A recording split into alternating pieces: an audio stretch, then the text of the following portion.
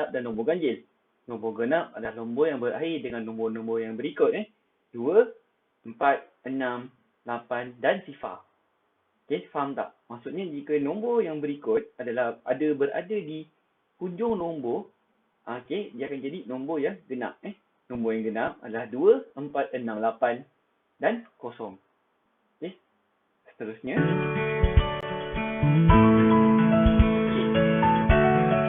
Nombor ganjil adalah nombor yang berakhir dengan nombor berikut. 1, 3, 5, 7 dan 9. Okey. Kita tengok pada nombor tersebut, pada hujungnya sekiranya ada 1, 3, 5, 7 atau 9, maka nombor tersebut adalah nombor ganjil. Pola nombor. Okey. Semakin nombor semakin naik atau semakin turun. Jadi semakin turun, okey. Jika semakin turun, itu adalah pola menurun. Okey. Jika dia menaik, itu adalah pola menaik. Okey, faham tak? Maksudnya bila semakin banyak, itu adalah pola menaik. Kalau semakin rendah, itu adalah pola menurun. Okey, kita teruskan.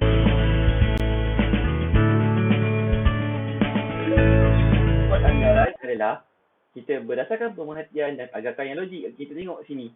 A dengan B. Okey, jadi nilai A mesti lebih besar daripada nilai B, tapi mesti kurang daripada yang tengah ni. Okay, jadi kita tengok ni. C mesti kurang daripada 10,000 ml. Okay, anda letakkan saja apa-apa nombor yang anda rasa logik. Okay.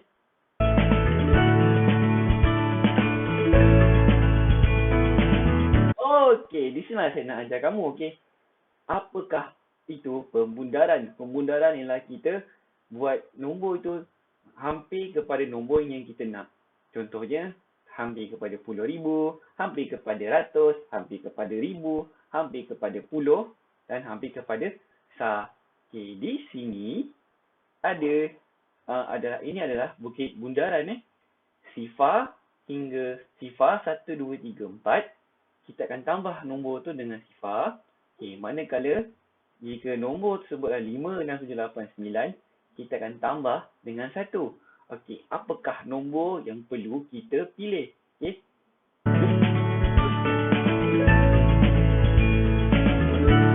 Okey, ini adalah contohnya. Bundarkan kepada puluh ribu yang hampir. Okey, kita tengok di sini.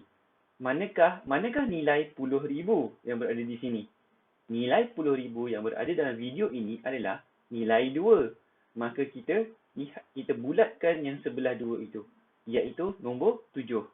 Bila nombor 7, kita tengok pada roket ni. Okey, tambah sifar ke, tambah 1. Jadi 7 itu berada di roket yang sebelah sini. So, kita tambah 1. Apa kita tambah 1? Iaitu 10,000 tersebut. So, 2 tambah 1 jadi 3. Manakala nombor-nombor yang lain tu, dia akan jadi sifar. Maka 7 jadi sifar, 6 jadi sifar, sifar masih sifar, semua sifar. Okey, nampak? Okey, jom kita tengok. Okey, ini pula, okey, kita tengok sini. Pada nilai 10,000, nilai 10,000 ni adalah 2. Dan sebelah dia siapa? Okey, sebelah dia ada 3. Okey, 3 itu berada pada roket yang sebelah kiri. Jika berada di sebelah kiri, tambah sifar. Apa yang tambah sifar? 10,000 tersebut. So, 2 tambah sifar, akan masih jadi 2 lagi. Okey, manakala nombor yang belakang tu, semuanya akan jadi sifar. Okey, jom. Pada hari ini, saya nak kamu buat modul 2 dan modul 1. Modul 2, okey, susun nombor yang dalam tertib menaik dan tertib menurun. So, kita tengok nombor kat sini. Kalau dia menaik, kita pilih nombor yang paling kecil, kan sebenarnya semakin lama semakin besar. Kalau untuk menurun pula, dia berlawanan dengan nombor yang menaik. Okey, baiklah. Seterusnya, saya nak kamu lengkapkan nilai yang mungkin bagi naik di bawah. Okey, mula-mula 59,050, kemudian naik 59,100. Agak-agak apakah nombor yang berada di sini? Okey, cuba ya. Di sini pun cuba. Okey. Seterusnya, nombor genap dan nombor ganjil. Menyatakan semua nombor ganjil dari 520 sehingga 531. Jadi,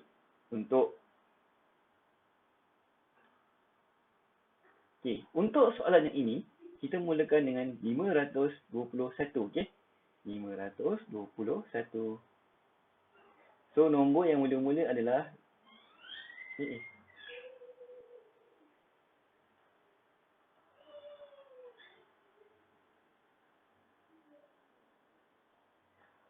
Okey, ini adalah nombor ganjil. Okey, kalau nombor ganjil, belakang dia mesti ada 1. Okey, seterusnya belakang dia mesti ada 3. Jadi 523. Okey, seterusnya apakah nombor ganjil? Okey, apakah nombor seterusnya yang ganjil? Okey, 523, lepas tu 520. Okey, berapa? Dan seterusnya. Okey, yang penting kamu buat sebelum 531. Okey, ini pula ialah sedarakan nombor genap dari 2001 hingga 2012.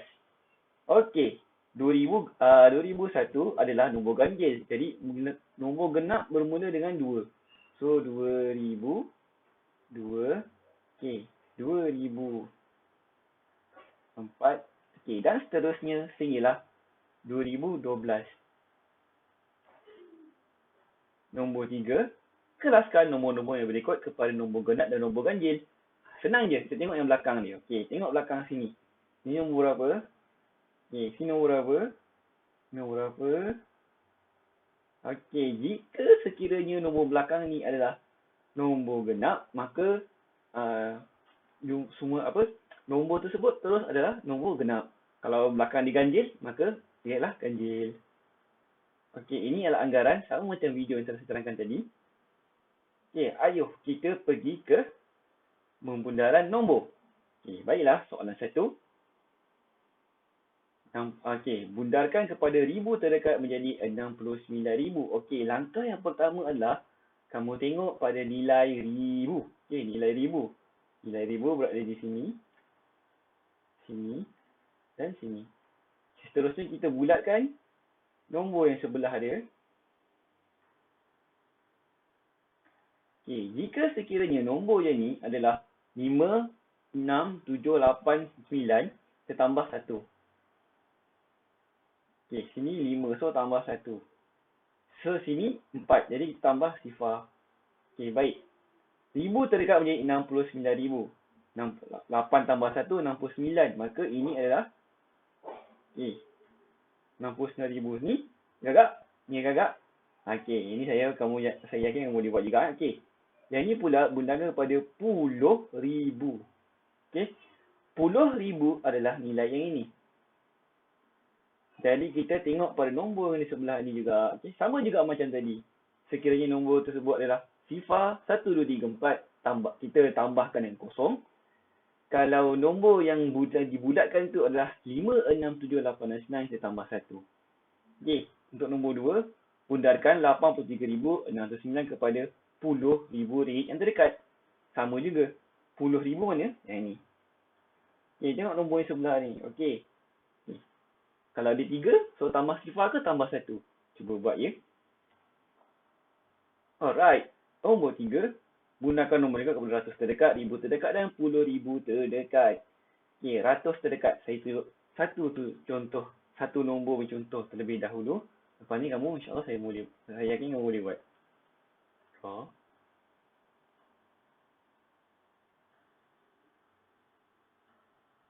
Alright. Nombor ratus terdekat. So, kita tulis dulu sini. 14,278. Okey, kita bulat. Alright. Ratus terdekat. Jadi, kita gariskan ratus. Dan kita bulatkan pada nombor yang ada sebelah dia. Okey, jadi bila 7. So, kita tambah 1 pada ratus ini. Jadi, jawapan ni adalah. Tulis semula yang depan ni. 1, 4. 2 tambah 1 ialah 3. 7 ni akan jadi sifar. Ni akan jadi sifar juga. Okay, boleh? Maksudnya nombor yang belakang-belakang ni dia akan jadi sifar. Okay, ribu terdekat. Ribu terdekat. Okay, kita tulis balik. 1, 4, 2, 7, 8. Ribu terdekat adalah nilai 4. Okay, jadi kita bulatkan pada ratus. Ratus ini berada pada 2. Kalau 2, so tambah sifar.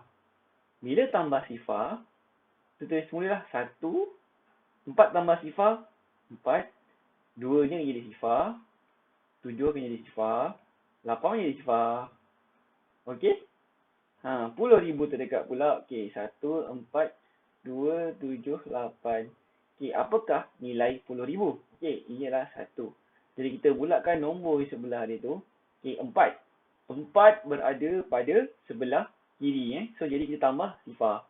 Ingat saya cakap semula. Sifar 1, 2, 3, 4 kita akan tambah dengan sifar. 1 tambah sifar ialah 1. Kemudian nombor bulat yang saya bulatkan ni kita terus tulis bulat. Okey. Kemudian yang lain semua tu pun tulis bulat juga. Okey, nampak tak? Dia punya corak dia lebih kurang sama saja.